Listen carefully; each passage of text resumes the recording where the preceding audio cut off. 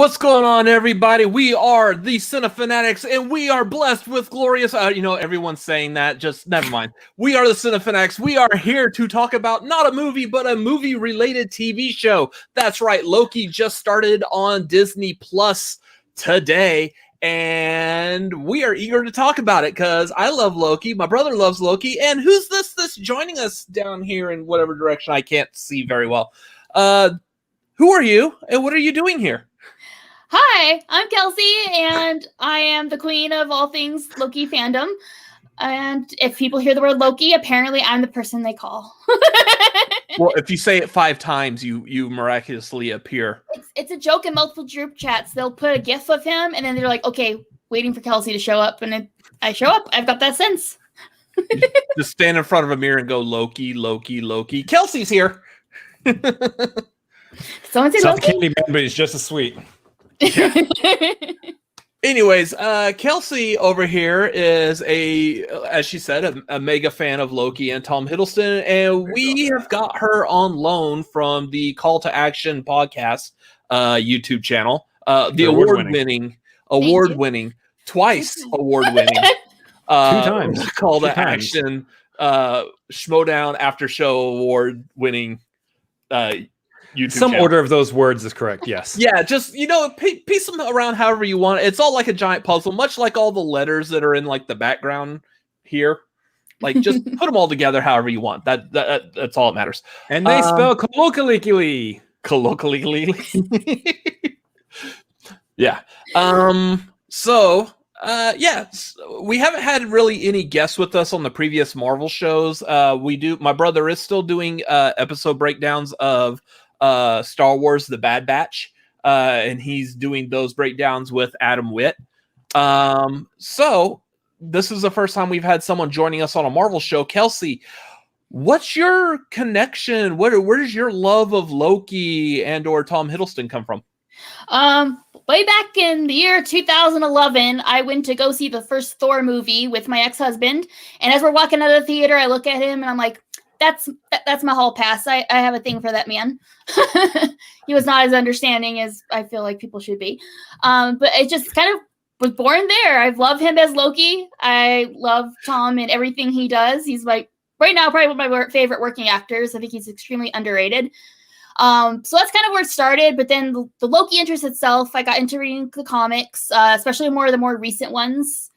I've just recently kind of started going back, so I've actually started reading like the first appearance of Loki, the first Avengers, where he was the first person they fought, just like in the movies.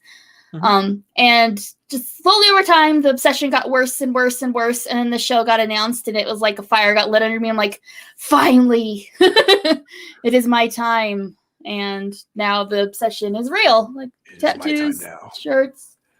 Wait, you got that officially tattooed? Yeah. You didn't. You haven't. How long have you had that? You haven't had that like that's brand new, right? I got it for my birthday, so in February. Okay. Yeah, because I don't remember you having that tattoo before. Nope. That is awesome. It's just Loki's helmet. Yep, it's just his helmet. So she's had that then awesome. since we did the Thor watch along. Yes. Which, by the way, is a watch-along that you can see on our Patreon, patreon.com/cinefanatics. All of our watch-alongs and all sorts of other fun, goody stuff is over there. Look at that plug right from Kelsey's tattoo. I am a pro. Look, my hair is pointing at it. Anyways, that was my level of trying to be a professional as well. I mean, hop on Twitter and let us know who was better. I don't know. So... I just love that, like, Kelsey's love, her story for this started off as I went to go see Thor with my ex-husband, and then talking about how, he's my hall pass, and your husband's like, I don't agree with it. And now I'm divorced, and yet Loki and I are still... And we're still talking about Loki. I asked him, why couldn't you be more like Loki? And he... Well, rest is history. Rest is history. That's a good story. That's a very good story. Nice insight on that. Guys, we're going to be breaking down the very first episode, review it real quick, break it down. A couple of fun things to talk about in this episode. That being said, this is your spoiler warning. We are going to talk about this episode. There will be spoilers in this breakdown, so be prepared to be spoiled if you haven't watched it already. Although this is a show about Loki, quite possibly one of the most fun, the funnest characters of the entire Marvel Cinematic Universe. So chances are, if you were just slightly interested enough to watch this live stream show, you've probably already watched Loki, the show itself. So shouldn't be too much of a problem. But let's move on anyways. Again, those of y'all that are here, thank y'all for watching. Thank y'all for being here in the chat. If you're here watching live, sound off in the chat. Let us know what's going on. You have any questions, comments, issues? Questions, comments, or issues? I don't care about your issues, but send us the questions and comments for sure. The live stream here is blurring with my work persona. If you have any questions, comments, or issues, please take them up with my supervisor. No. If you have any questions or comments, yeah. Go yourself. If you have any questions or comments, you can send them over to streamlabs.com/cinefanatics, apparently /tip as well. So yeah, we appreciate donations over there. You can also do the super chat through YouTube. And yeah, thanks for doing that. We will make sure to address those as we go on. Anyways, and yeah, like my brother was saying, we have patreon.com/cinefanatics. We have fun stuff coming up on there, including tomorrow night is going to be a movie trivia hangout. If you're at the Maverick tier, you can hang out with us as we quiz ourselves and, study for movie trivia. I don't know why we would be doing that, but I mean, apparently we do. So we're not hiding anything anymore. We're part of the first class league of the movie trivia schmodown. Oh, that's why we do that. Oh, okay. We've had matches. This is known. It all makes sense now. I don't know why we do that, because we're trying to win matches. Oh, trying to. That's the key point. Well, just don't take on Robert Montano from Late to the Party. You'll be fine. Anyways, so let's move on to this episode. We're going to change up a little bit. If you've watched how we've done breakdowns of of Fat Wuss and WandaVision. We're gonna do I still love to call it the Falcon and the Winter Soldier Fat Wuss. We're gonna do this one a little bit different. We're not gonna sit here and pick apart every single minute of this episode because there's just way too much fun things about this episode, and I want to keep this stream nice and lively. Excuse me, her name is Miss Minutes. Get it right, Miss Minutes. Yeah, sorry. Real quick, we're just going to recap this episode and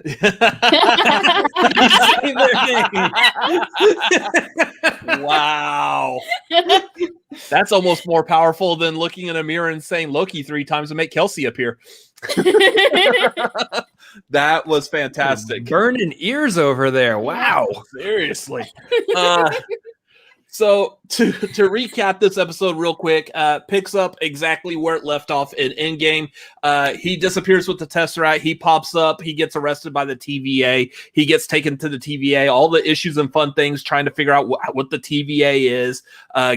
Goes through like all this processing, is about to be booked, and Mobius saves him and brings him in, makes him basically relive his life and understand why he's there.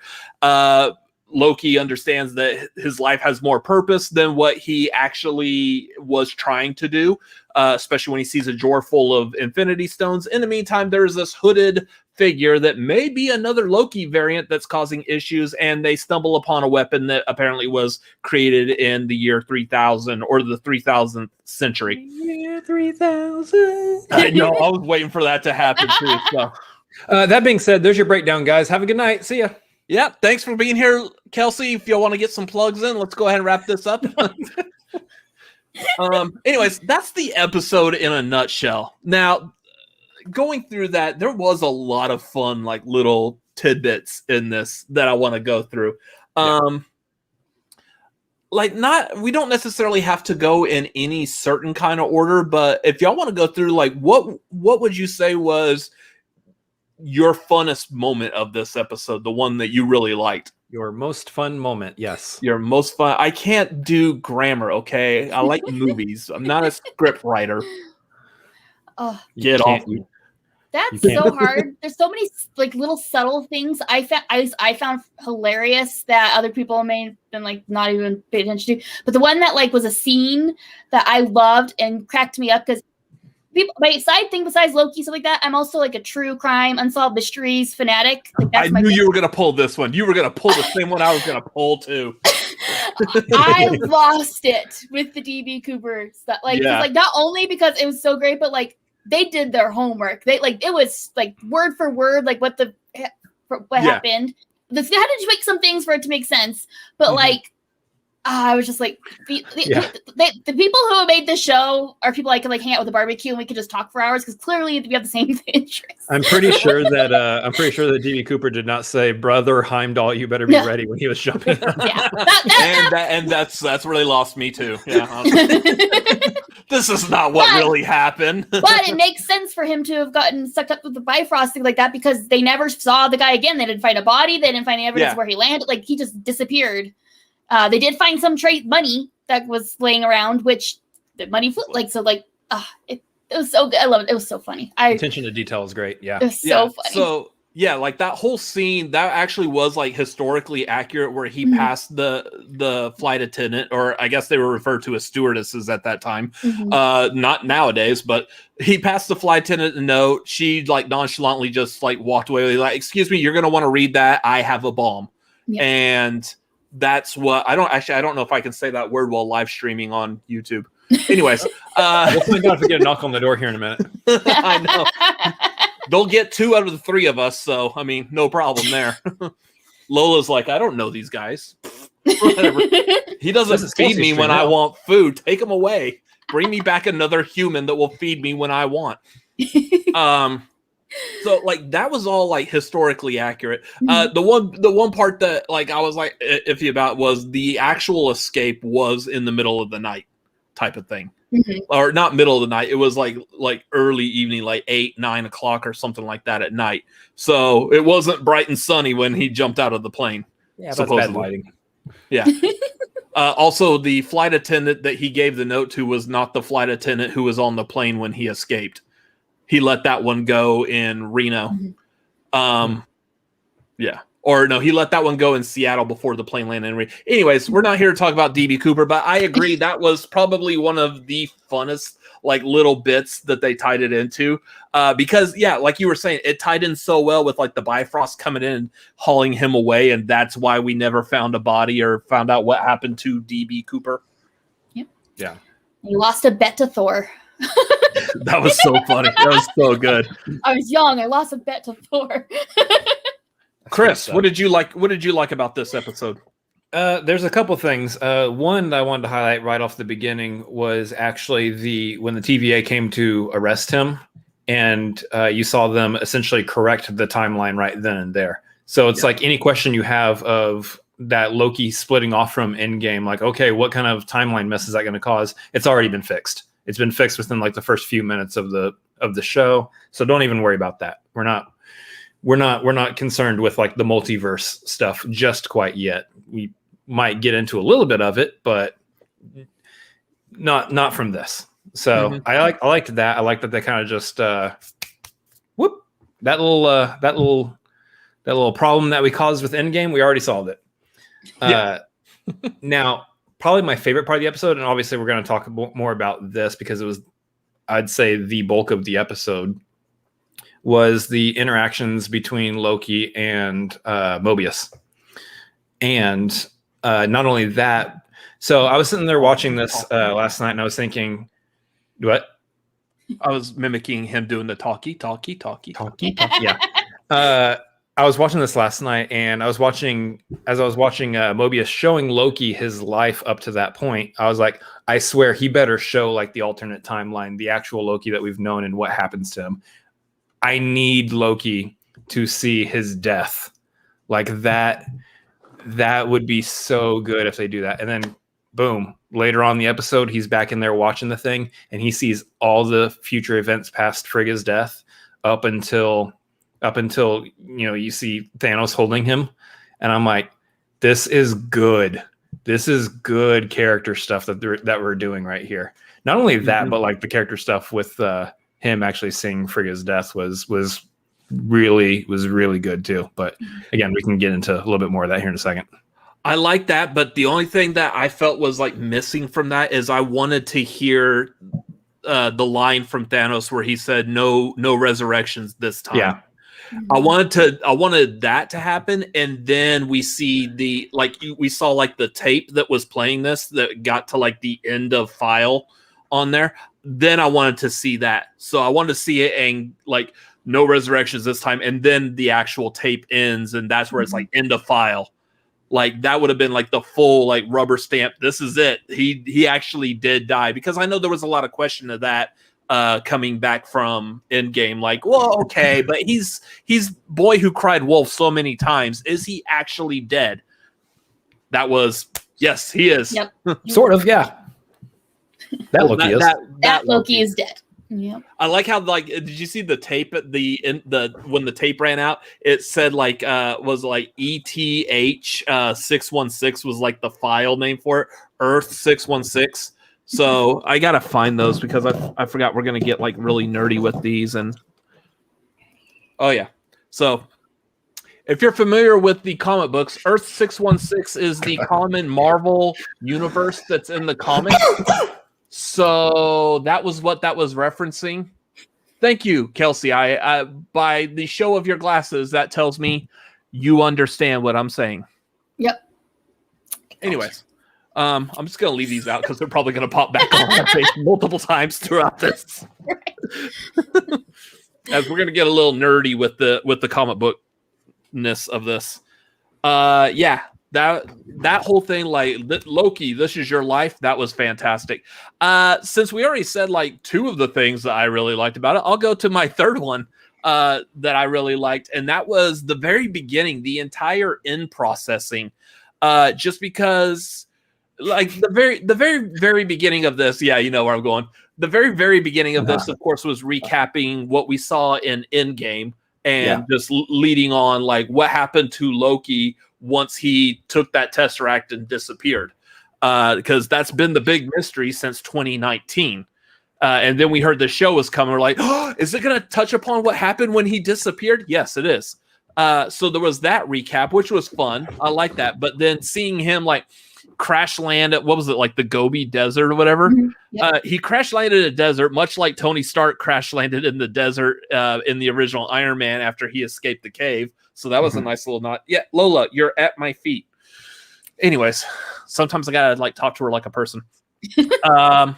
So I like that he gets captured by the TVA and then goes through like the whole in processing. The one where he was having to go through like essentially the metal detector with the little person.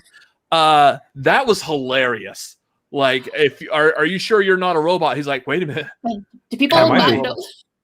The first thing I thought of when I saw that was all those like stupid like sign-in forms on the internet where you like click here to prove you're not a robot, right? And it's like find all the traffic lights or the bicycles, and you're like, maybe I am a robot. I can't find all the stupid sidewalk crossings or whatever crosswalk things. Like maybe I am. That was exactly what that was. That was the Loki version of us trying to click those. Confirm you're not a robot. But yeah, the whole interaction with that was funny. Of course, what we saw in the trailers before with the guy wanting him to sign off on everything he said, and he's like, "What?" And it prints out what, and this is absurd. This is absurd. That all of that was hilarious. Just because if any of y'all have ever been to a let's call it a facility for the state or the city where you have no choice because you may have made an oopsie. So therefore you are walked into this place with like armed guards, much like that TVA, and probably looks roughly around the same with like the old decor that they don't spend any money funding. I was thinking of DMV. I mean, it's kind of like that, but I mean, I'm talking more like a city or county jail. It's a lot like that where they just walk you in and you're like, okay, what am I doing? And you're like, shut up, do what we tell you. Like, so annoying. I'm going to stop committing crimes. I had a question literally about this entire sequence, though, that I thought was hilarious. The first question, and let me go on this little train here real quick. This first question was, Loki shows up to the TVA. He's going through this whole processing and everything. And my only thought was, why is this inner space, galactic, cosmic, between time and space place? Why is it all Americanized? And then the answer to that question was, well, they picked up Loki from Earth, so it's Americanized. It's like, no, They picked up, or no, they picked up Loki, and this is how Loki just sees it. This is how he is viewing it. And I was like, yeah, but Loki's from Asgard / Jotunheim. Why is it Americanized? And so then the question is, well, okay, but they picked him up from Earth, and it's like, yeah, but they picked him up from Mongolia. Why is this Americanized? That is a valid point. Yeah.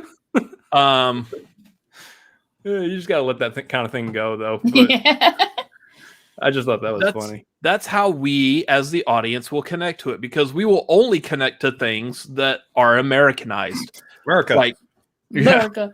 Sorry, Malcolm in the comments. I'm sorry. Like, even though like y'all may speak English, I don't understand New Zealand stuff. So I mean, the Shire. The Shire. Oh, that's right. Okay, maybe I do understand, because those movies were released in America.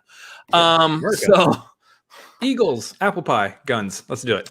My question I have, and I wish I had an image. I didn't grab an image of this, but why are there scrolls in there? Yeah, did y'all see that? Yeah, the first person they're intaking is a scroll. Yeah, you can even go back and if you watch the trailer, like as they're walking, when he first walks in up to that first processing desk, there's a scroll over there to the side. So there's a scroll that works in the TVA also, which led me to what I was wondering is all these people, like the little animation that we saw from Miss Minutes. They were talking about how like there's the 3 Time Lords or whatever, Doctor Who's, whatever they're called. They all run this TVA. They're the ones who are like watching time to begin with, and then they have all the humans, essentially, all the people running the TVA. Where did the people who are running the TVA come from? Are they just like immortal people who have always been there like the entire time?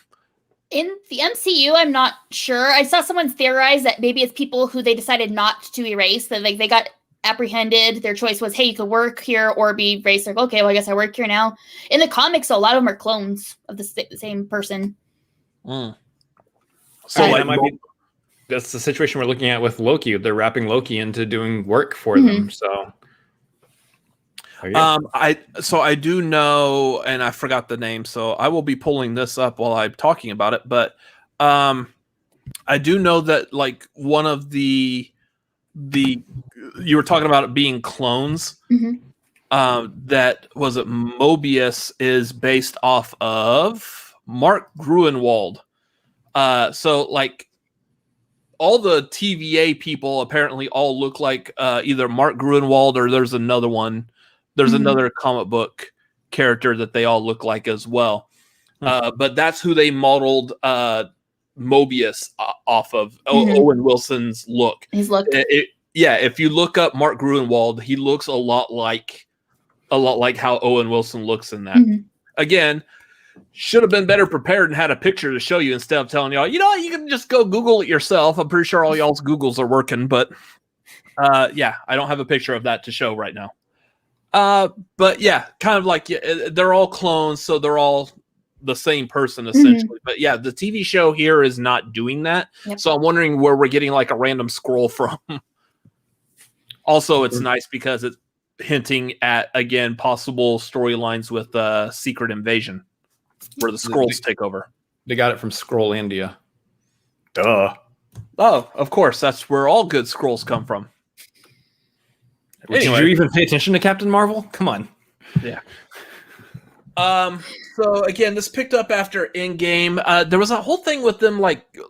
again, Mobius brings Loki in, recapping his life. One of the things I liked was we got this image of Loki's file. The couple of fun things on there. Of course, we see his name, Loki Lofison. Eye color blue. I had never noticed that. Kelsey, have you ever noticed his eye color blue?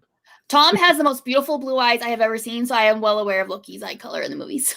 I thought that was also that would be the example of why I asked Kelsey that question. Well, I was also thinking that was like leaning into the fact that he came from Jotunheim and a lot of the stuff there is blue. Yeah. I know like the big one that's all over the internet, because we actually saw this like probably like a couple of days ago, or at least within the past week, this like image was released and people were calling out that like it has, for sex, it says fluid. So kind of calling into like Loki's actual like sexuality, possibly hinting at possibly the what was it, like female Loki? Lady Loki, yeah.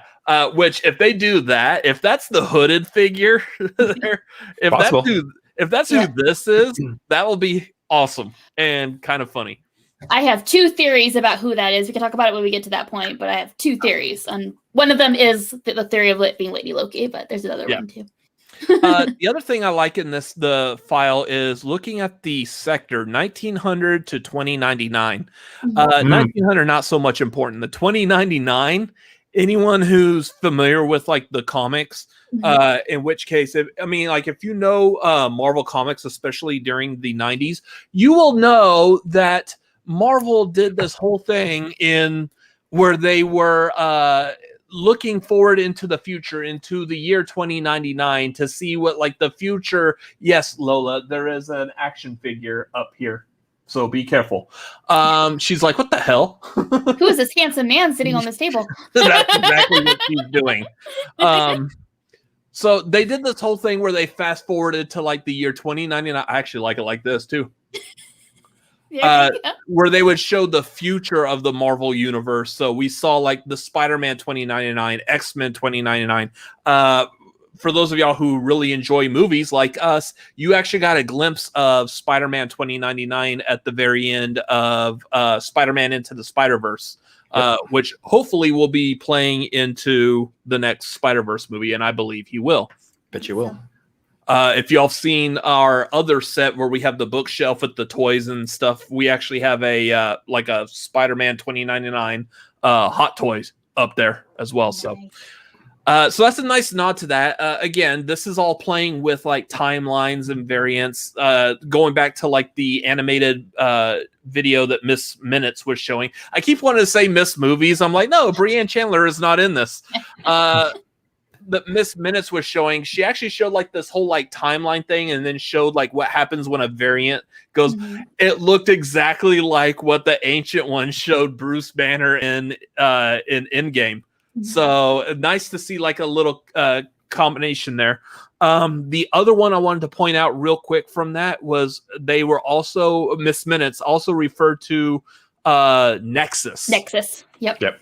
Which was a nice callback to WandaVision, where one of the fake commercials, I don't know why I'm air quoting that, it was a fake commercial, was for the Nexus pills to help you escape your reality.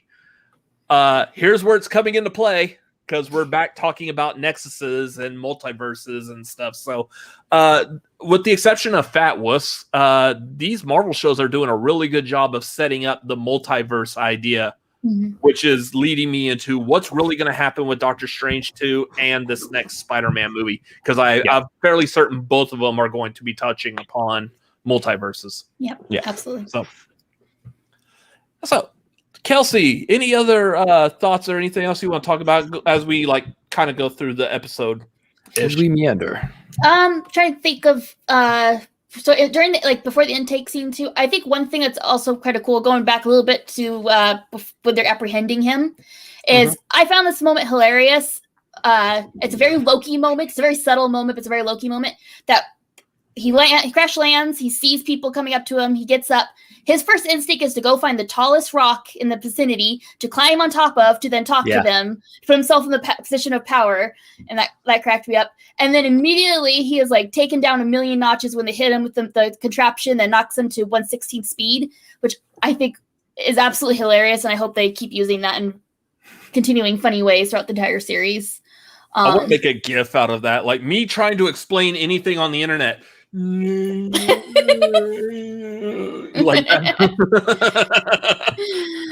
yeah, that was funny. Yeah, and then the final thing was like also the comment when during the scene when they're changing his outfit, stuff like that. He's like, "This is fine as Guardian leather." That made me laugh. Anytime I'm wearing anything leather-like, I'm going to say that now. So that's just become my my go-to comment. Like, this is fine Asgardian leather. And that's only one of the reasons that Kelsey liked that scene. That's one of the reasons. I was gonna say, you as a Tom Hiddleston fan, you're like, you gotta move the camera. Robot, you're in the way. That was funny. Like, I like the humor just of that, but also the fact that essentially you've got this specimen that is like a god, and he's like proud of his robes and his crown and everything. Boom, naked. Like, you took away all that. So kind of going back, like we were talking about him wanting to stand on the rock because he's got like a Napoleon complex there. Kind of the same thing. You just took away like all of it, and like, you know what? You look just like another human being. So, and that's all I'm going to talk about that, because the camera was strategically placed, and I don't feel like hinting at anything else other than just what we saw in that scene. We did not get to see Loki's Laufey son.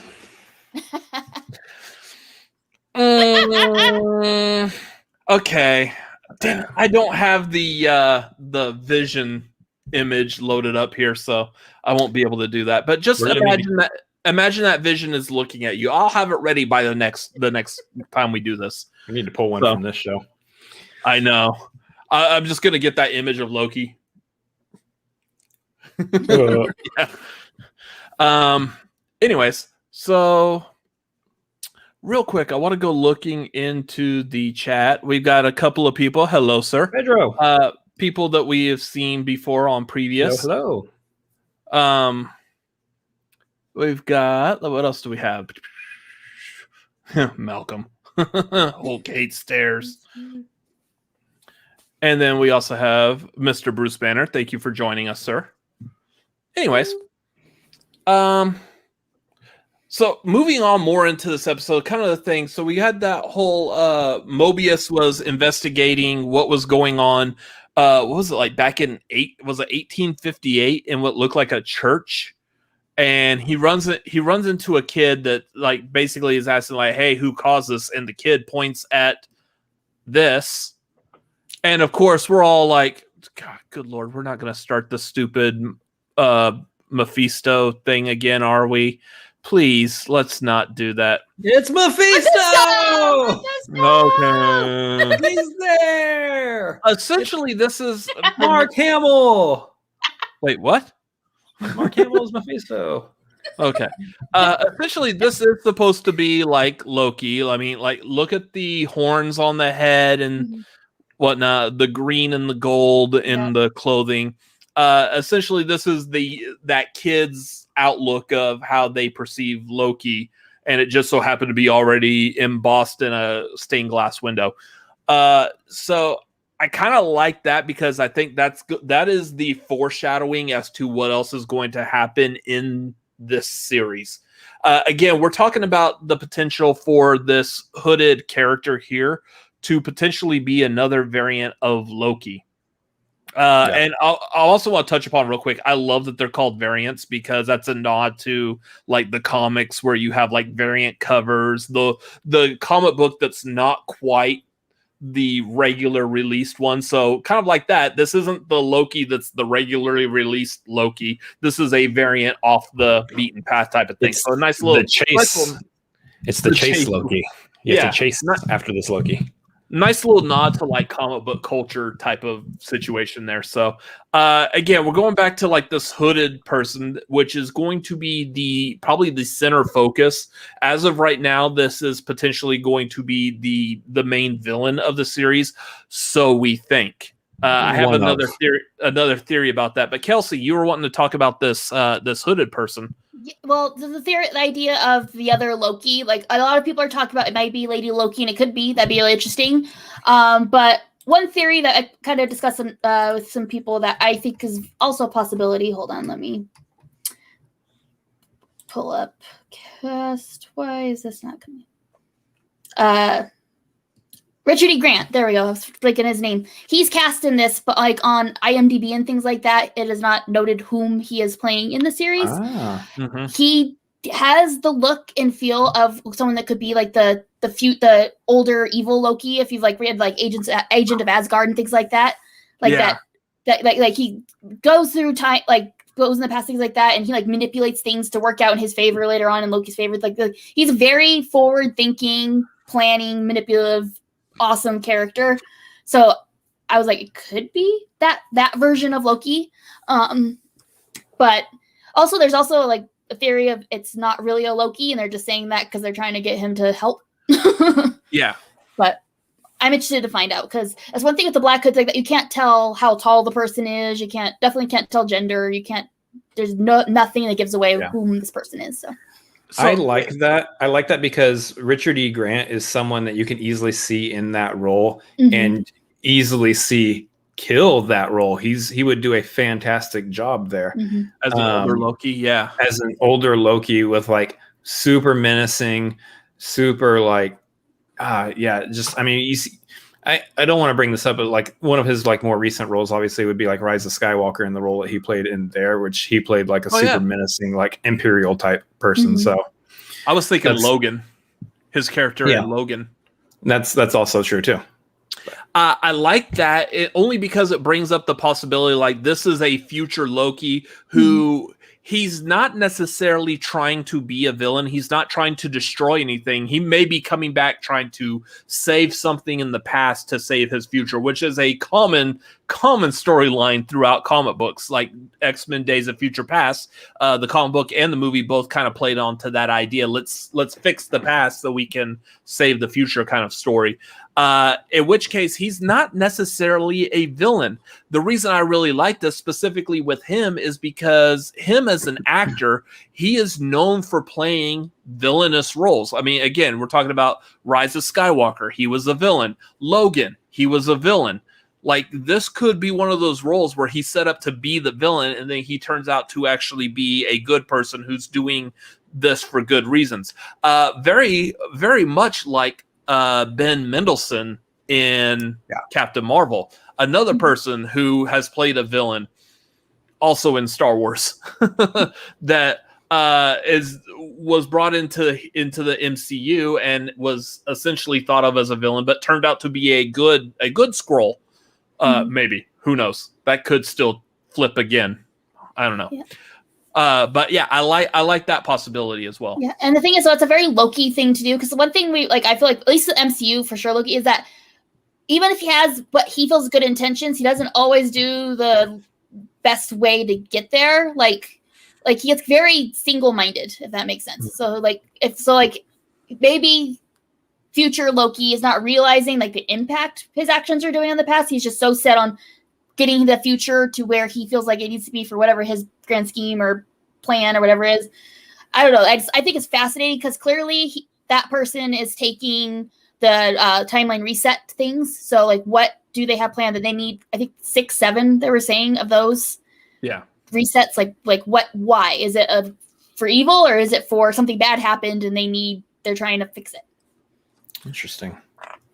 The one I wanted to point out, and this when you started talking about this hooded figure, also I was recalling like we've seen this hooded figure in the trailers as well.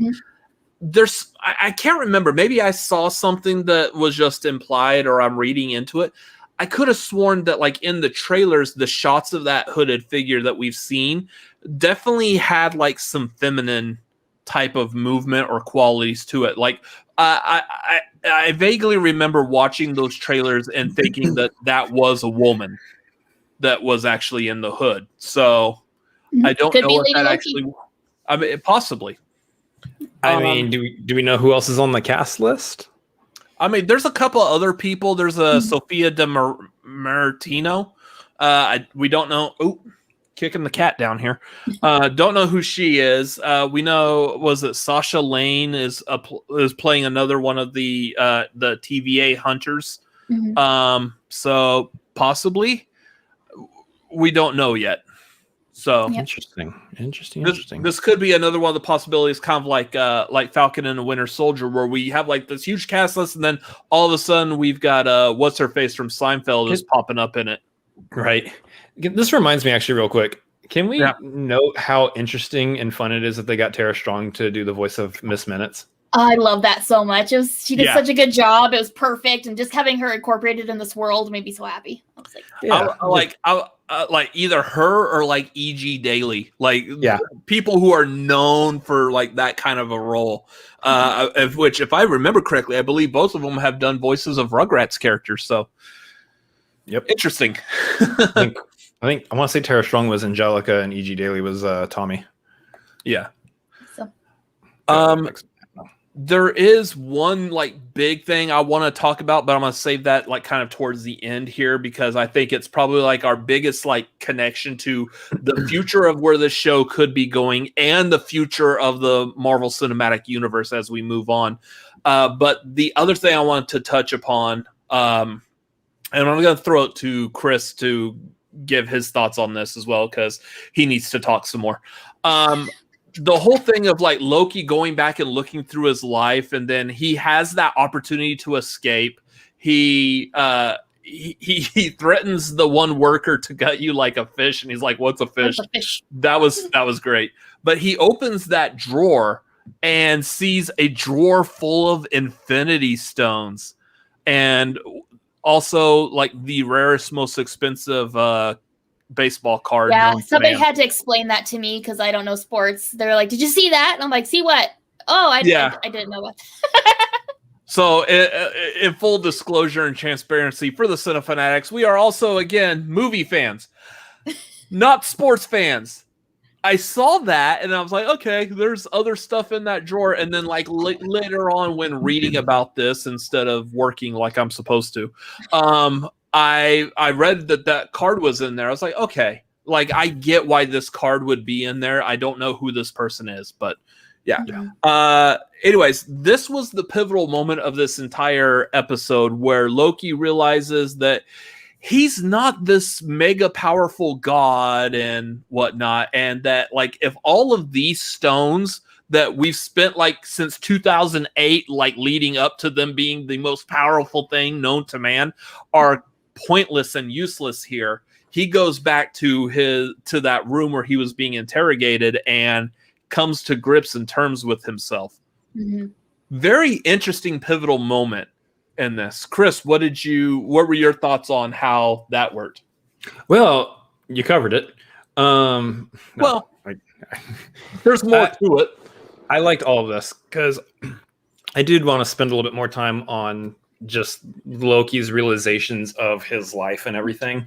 But I also really loved that we, as you were saying, we started off with the Infinity Stones. Like we saw the damage that they've done in Infinity War and Endgame. And to immediately essentially go off of that, I mean, again, this show is coming right off of Endgame. To immediately go from that to, and we're going to go ahead and move on. These things are no longer useful. And it's like, it's just kind of mind blowing. And it's a great way to pivot the storytelling aspect of the whole MCU in general. But I love just the throwaway. Oh yeah, we just use those as paperweights. It's like, these things are literally just there to collect dust, essentially. Shug! Hi, Shug! Basically, yeah. Yeah, it's kind of, hey, we're done with these things. They're no longer useful for the progression of what we're doing now. So I like how that worked too. Yeah. It worked out well. I'm just like completely taken aback by like the we have a soul stone here. We have, a reality stone, like all multiple copies of multiple copies of like every stone. And it's like, what? I didn't even know this was like possible. They have like, what was that? There's one that's missing. Okay, I deeply dived into this. So as you notice, there's only 2 warm toned stones there. So one of them is missing because. There's a couple of reality. There's only one soul. That's there's the thing, no soul. There's 2 souls. The thing is though. Okay, look at the size of that stone and think of it if it was lit up. I'm pretty sure that's the Mind Stone.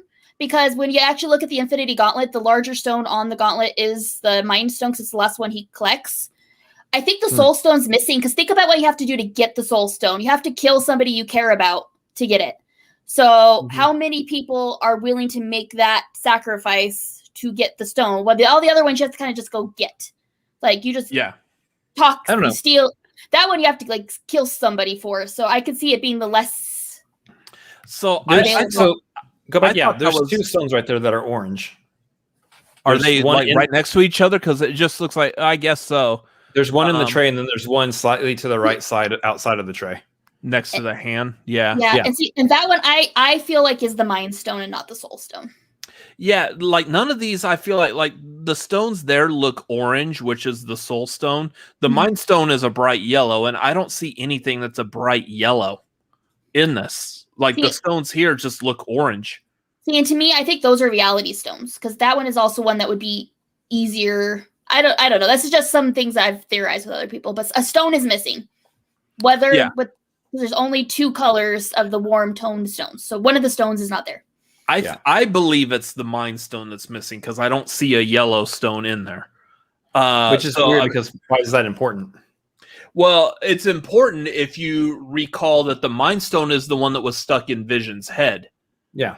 So therefore, like, the Mind Stone is busy caught up with whatever they're doing over there in WandaVision. But it's also been in a bunch of other places, though. Like, it was in his staff for a while. It was somewhere before that. Like, that might actually have to. I mean, I'll go ahead and use this as the example. The Mind Stone is what's in here. So because Loki is the one who held this, there might be some connection there as to why the Mind Stone is the one that might be absent in all of those stones. The other another theory to that would be that in all alternate realities, Vision is still alive and still containing the Mind Stone, which we've also seen happen at the end of WandaVision. There's a Vision that's still alive. He's gonna still contain the Mind Stone. Or it's under the tray and we just don't see it. I mean, or we're picking it apart for no reason. Dang it, Shug. No one told you to come in with your logic. We're trying to break things down, not completely destroy them. We like you being here anyways, regardless of how much you're trying to kill this show. Please don't leave. Please stay and try to continue killing the show.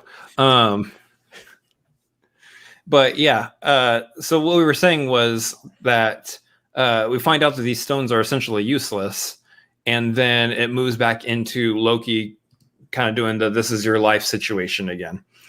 The first part of that, about that aspect, that I really, really enjoyed was the fact that if you going back to Thor: The Dark World, Loki was the one that sent what's his face, the big dude, Algrim, down. What? It's like Algrim. He had like 2 names. Like Algrim was one of them. We'll go with that. He's the one that sent big scary dude down the hall to essentially go murder his mom. Loki is the one that essentially led to his mother's death, which I thought was a very interesting way to take that scene and to show Loki. I agree because like in the movie, I don't think that Loki that we saw die ever got that idea. Like, he knew his mom died. He didn't know the chain of events per se exactly to what led to it. So like that Loki doesn't realize his involvement in what happened. This Loki now does. So I think that's cool. Interesting. That's leading me to what I liked from this scene. And like, me and my brother were kind of talking about this before, in that it's interesting because over the course of the movies since the original Avengers, since that 2012 Battle of New York, Loki in these movies has learned to become a little more lenient. He hasn't been so much like wanting to destroy everything. He's still mischievous. He's still faking his own death. He's still double crossing people. But at the end of the day, he has like a really good heart about stuff. So hold on a second. We're not getting that from this Loki. Yeah, I was at some point going to call out your first comment, Justin. Yeah, I wanted to. We just weren't in a good spot yet, but it was funny. You actually got me there. I'd be like, that's a take. That's certainly like, a take you got there. We're waiting on that because Kelsey's going to explode, so we need some time. Yeah, I was wanting to call that out as well. Now, here's the thing, though. I've actually heard, like, it might have been a joke, but I've actually heard people saying, like, this premiere just, like, fell flat. which understandable. This whole premiere is trying to set up the TVA. It's going to be from like this episode on is now what's he didn't wait. Well, yeah, it's kind of hard to like get through like trains of thought and recall and expand upon things in the chat. So, but yeah, like this one was explaining the TVA, and it's going to be from like here on out is where we're going to see how that all interacts with the story that they have. Mm-hmm. Not like Fat Wuss that spent like half of its series trying to set up what was supposed to be happening, and then we spent the last like 2 episodes with an actual story. So I like how they're setting this up so far, but I can understand how it's kind of like part of it is like, okay, no real action or anything in this, which is why I think they put that DB Cooper thing into this just to kind of give us a little fun and levity in the exposition of this first episode. Mm-hmm. Yeah, for sure. Good night, Justin. Good night, sir. Bye. Appreciate it. Yeah. I mean, kind of, yeah, essentially it is kind of like this. This is a new Loki. So kind of what I was talking about with like the stones and him looking back on his life. The Loki that we got from the actual movies since 2012 has learned how to be more caring and kind. This Loki has not. This is still the Loki that wants to conquer everything. And they quickly got him to almost the same kind of place by having him see his life in the future had he gone that route, and then come to the realization that the Infinity Stones are powerless. And if they're the ultimate source of power in the known universe, then he must be also just as useless. And I like that. Yeah. I really, really enjoyed that. I really enjoyed that they spent that time to go through all that. TV Loki. I like it. They spent all that time to go through that to essentially get our new Loki back to essentially the same place where our old Loki was. Mm-hmm. Yeah. Same kind of train of thought, and just this is who I am.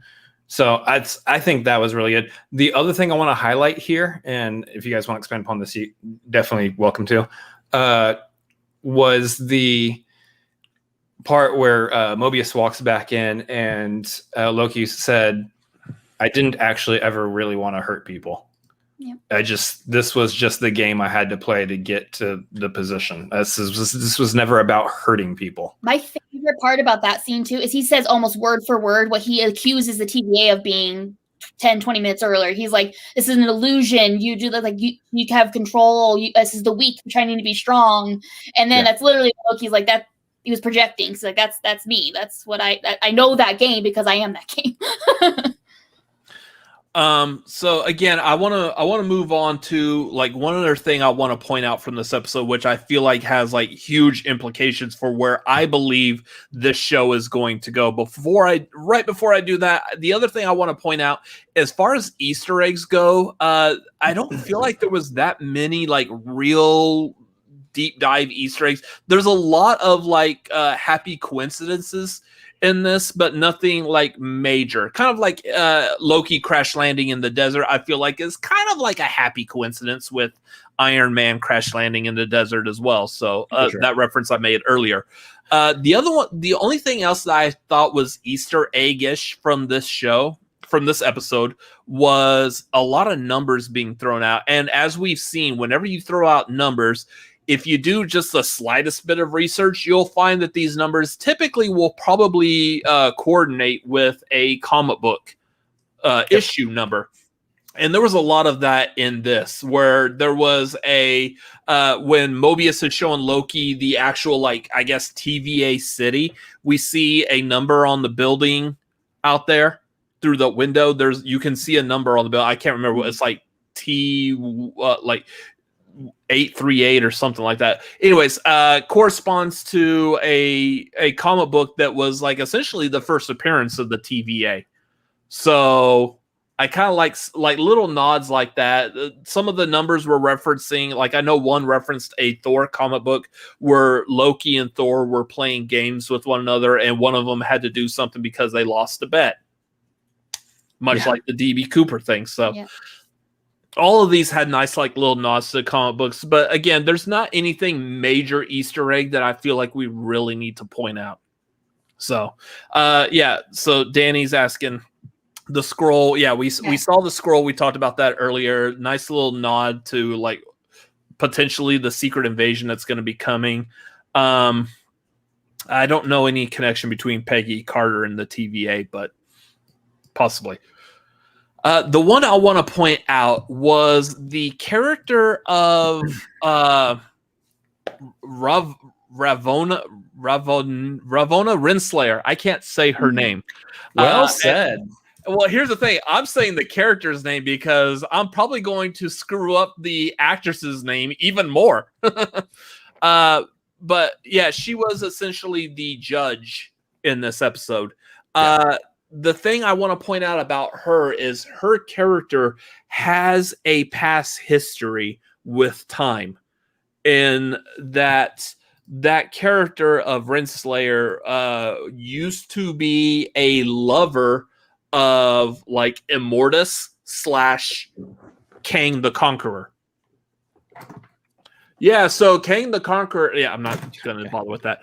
Kang the Conqueror, who we already know is going to be in the next Ant-Man movie, deals a lot with time travel. Nathaniel Richards, who's related to Reed Richards from the Fantastic Four, he deals a lot with time travel as well. So this is a nice setup to potentially hinting towards Kang being the next big bad like Thanos, which, I mean, for all intents and purposes, he absolutely could be.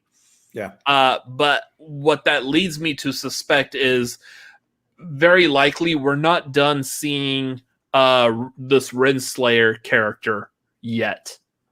That she probably has a larger role, and or going back to what I was saying, the potential theory of that hooded figure being female. Renslayer is a female, or at least the equivalent of a female in this like in between time type of place, whatever that means, because I mean everything's fluid, I guess. I don't know. But I mean, there's that possibility as well. Yeah. So I think that has huge implications for how the show is going to go, for how the Marvel Cinematic Universe, the movies themselves, are going to go also. Thoughts? Absolutely. I mean, I think you're right. I think that especially when you cast somebody like Gugu Mbatha-Raw. All right, just show me up by pronouncing her name. Go ahead. Look, if you study your movie trivia a little bit more, you'll know how to do that. So basically, she's somebody that you don't cast her in a role that's just going to be a throwaway role in like one episode. She's somebody who gets casted who's going to be a reoccurring character, a reoccurring role in some capacity. Yeah. But that is. Wait, you like that, Shug? You like that?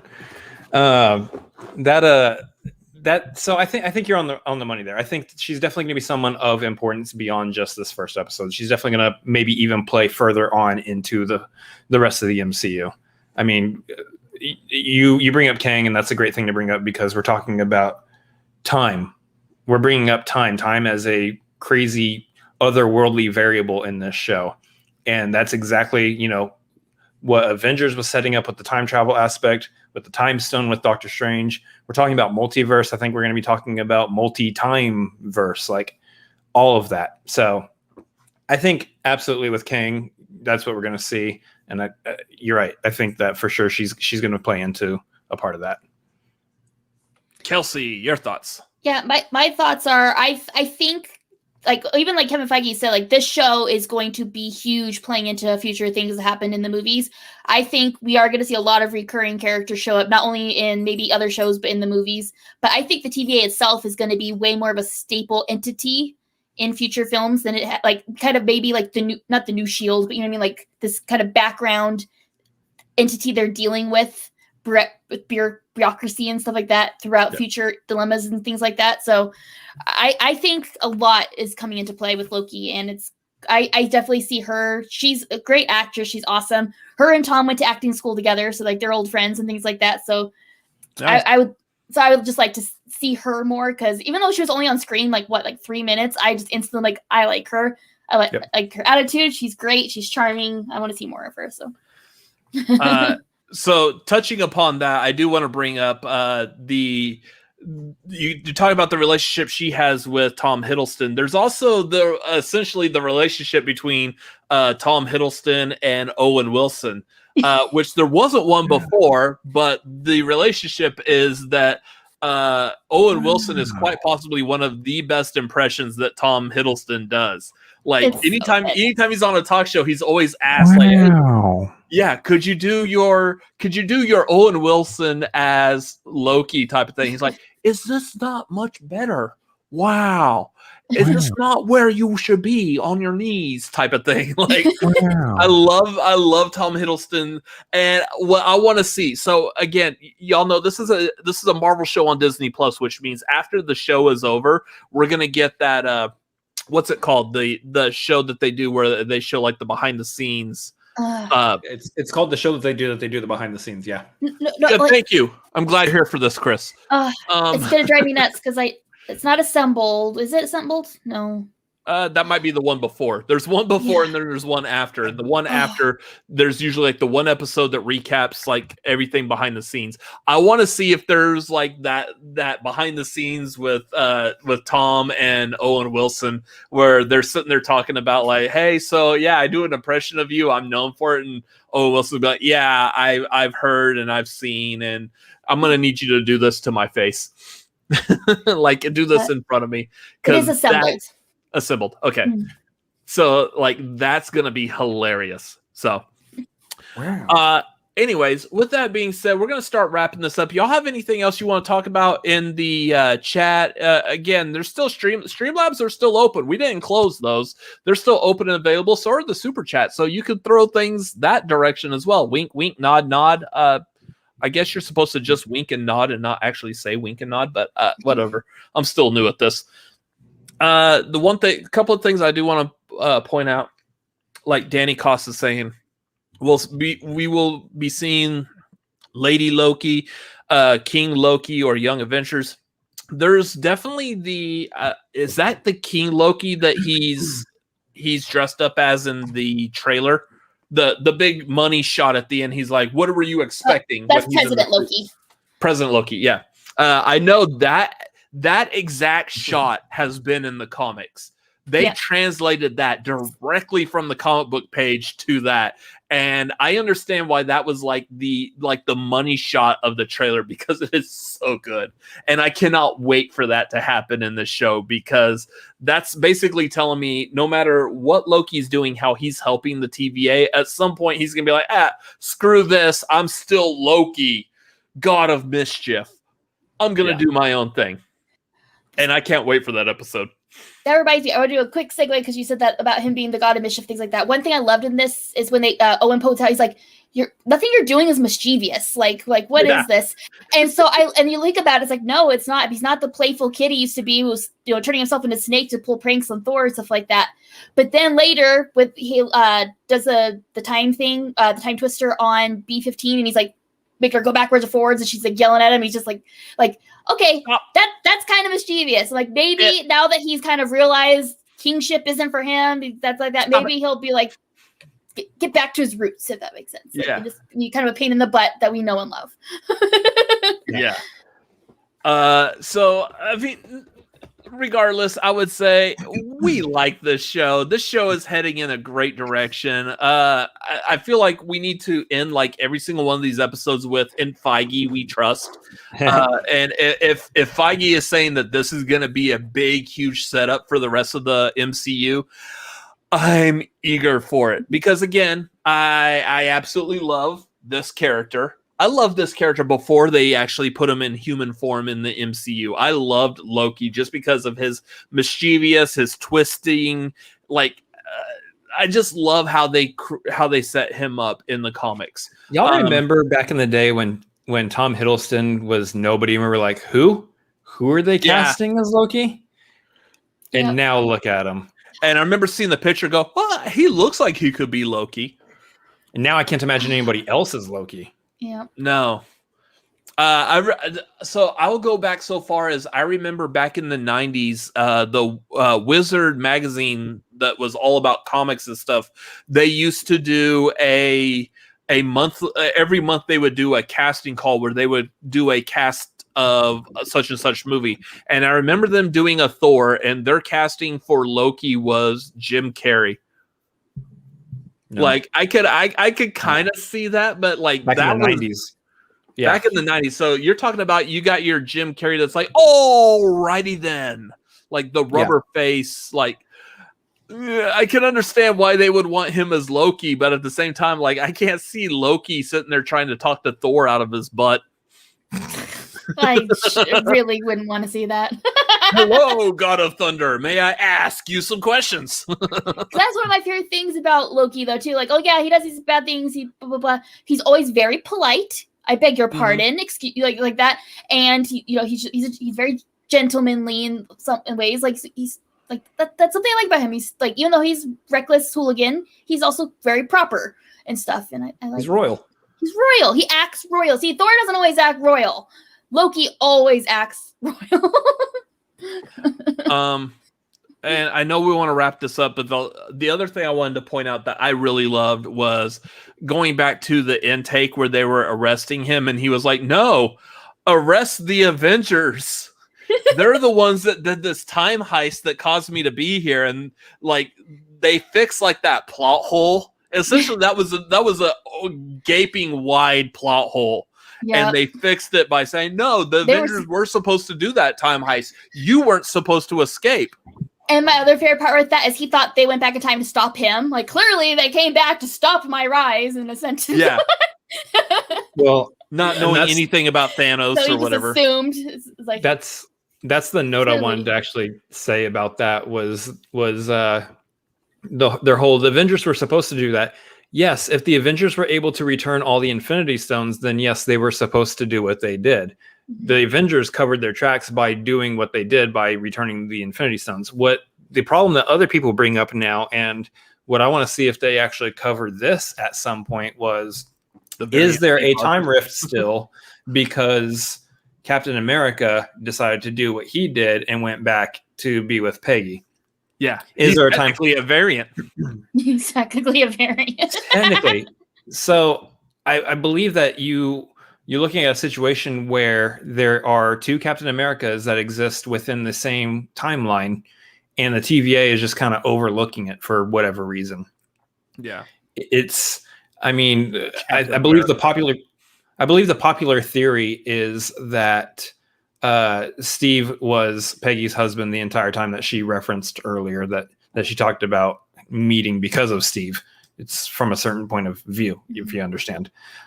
So no, Kelsey is from Call to Action. No, point of view is another. You go for the easy joke. I was referencing Star Wars. Oh yeah. All right, Obi-Wan. Hello there. Exactly. Yeah. And also in that context, though, Loki just made a comment saying like the timekeepers kind of pick and choose what they want to be right and wrong. Anyways, like how do you know? Like so, like maybe they're totally fine with him being a variant. Captain America, like, because this infect things, and like, okay, it's fine. Like, you broke the rules, but we'll make an exception for you because you're Captain America, and it didn't make too much problems. Yeah. So it remains to be seen if they kind of fix that, or if they kind of put the nail in the coffin on. Yeah, it's fine. It's okay. We're okay with what it is. Captain America doing this, and don't worry about it. Yeah. Move along. Nothing to see here. Anyways, this was a fun episode. We absolutely loved it. Cannot wait to see the next episode because, like I was saying, the next episode is probably what's really going to drive and push the story forward for the rest of this series. So eager to see what's going on. Hopefully, there's going to be a lot more Easter eggs because the nerd inside of me just wants to play in this universe and like be picking it apart left and right, everything we can find. So, I also like I want Kelsey to be able to come back and be like, hey, so there's this Loki thing over here. I don't know if y'all noticed it, and we're gonna be like, had no idea. Because as much as I like Loki, I'm willing to bet Kelsey likes Loki a little bit more than I do. So Potentially. Maybe. It's Or at least in a different way than you do. It definitely in a different way, definitely unless that. there's something. Definitely, definitely that. So, we're gonna go ahead and wrap this up tonight. This has been a lot of fun, y'all. I feel like we did a very fun job breaking this down, talking about everything. It was a fun job. You know, we all like fun jobs. Don't you like fun? Never mind. She doesn't say anything. Anyways, let's do some plugs as we in this. Kelsey, Fun plugs. Yeah, they got to be fun plugs. Don't give us bad plugs. I want fun plugs. Gotcha. Phrasing. Phrasing. What would you like to plug? Besides Loki. Phrasing. All right. You can find me at KelseyKins90 on Twitter and Instagram. You can find me every other week, usually on Call to Action Podcast. If we talk Schmodown, if you guys like Schmodown, you should check us out. We're sometimes good. We're sometimes professionals, mostly not. And then you'll find me talking about Loki here every week, and you'll find me talk about Loki on Twitter and Facebook and Instagram. That's pretty much all I talk about. So if you like that, come find me. And in her room by herself with no one to hear her. I love Loki. I have Oh. a life-size version of this in my living room right now. I just wanted to let you know. Yeah, you need to bring that for the next episode. Bring that to where you're at right now and stick that behind you. If you're able to get it in proper perspective with the camera, so the entire time I feel like Tom Hiddleston is actually watching us and not my plastic version of Tom Hiddleston. I'll definitely have to adjust it because with our height differences, you know what's going to be right behind me? Nothing you want to probably have on a family show on screen. So I'll have to jury rig him to be shorter. Those are not the kind of plugs we actually do cover here. It's going to look like this. It's going to look like that. Yeah. So. Hey, Loki. So how are you doing tonight? Is everything good? What's hanging? What's shaking? How's it hanging? All right. Okay. All right. Okay. Let's. So you say you're a god, huh? Well, prove it. Anyways, So what are we doing on this channel? We are doing all kinds of shenanigans, apparently. Apparently, we're also needing to pray for forgiveness to Jesus later. So, I mean, that's possible. We've got a lot of fun stuff coming up. Tomorrow night, we are doing a movie trivia hangout. It's not public. No one's going to see it. It's behind the scenes. We just hang out. Maybe. We hang out with Patreons, people who love us. Come hang out tomorrow night. We're going to be doing movie trivia. It's going to be a lot of fun. That'll be tomorrow night at the same time that this started, which is 7 Pacific, 10 Eastern. But you got to be at the Maverick tier on patreon.com/cinefanatics. We are also going to be doing a movie watch along for Fast and the Furious. We got F9 is finally, thank God, it's finally coming out here in a couple of weeks. So we're going to do our Patreon watch along of a Fast and the Furious movie. I feel like we've narrowed down what movies we want to do. It's going to be on our Twitter at CineFanaticsMLP. We will have a poll that's going to be up. So letting you, our humble viewers, judge or pick what movie we watch for that Patreon watch along. To be able to participate in that, though, you do need to be at the dude tier, which is the $5 tier on our Patreon. So hop on that. We're going to watch one of the Fast and the Furious movies before F9 comes out. That will be next Thursday, a week from tomorrow. So be looking out for that poll on Twitter. That will probably be up sometime tomorrow, if not later tonight. Anyways, that's what we're doing. If you let me go ahead. Also, Patreon, if you hop on just the Neo tier, the $1 tier, you'll have access to our Discord. So a lot of fun things on the Discord. Yeah, I know. We planned that out perfectly. A lot of fun things on the Discord, a lot of behind the scenes things, especially when we're talking about FCL stuff and matches and whatnot. We have a lot of fun with that behind the scenes. So hop on that. At least at the $1, you'll have access to that, and it'll be a lot of fun. Anyways, what else do we got? We got a bunch of other stuff coming up. We've got, obviously, every Tuesday night, we got the Tagline. That's the show where we break down all the movie news, everything that happens with the movie industry, castings, all that stuff. We kind of just covered a little bit about that yesterday. Doing a lot more of that. Yeah, it's StreamYard, guys. It kind of was crazy. Doing all that. We've got other content coming out on this channel. The other place one other place that you can find us besides social media, which we'll get to in just a second, is you can go over to twitch.tv/ChrisAdamsMLP and help me out by subbing over there and following over there, because I'm going to start working on a schedule for doing my twitching here very soon. So I appreciate you guys if you take some time to go give me a follow at least over there, and maybe a sub if you have the funds to do so. There it is. Twitch.tv/ChrisAdamsMLP. Yeah. Which is coincidentally where you can find me on social media at all the places too, Twitter and Instagram and Letterboxd. And you can also find me at Robert Adams MLP, Twitter, Instagram, and Letterboxd as well. And be on the lookout. I believe within the next couple of hours, hopefully, we will have our review for In the Heights up on our channel. So that was a lot of fun to talk about.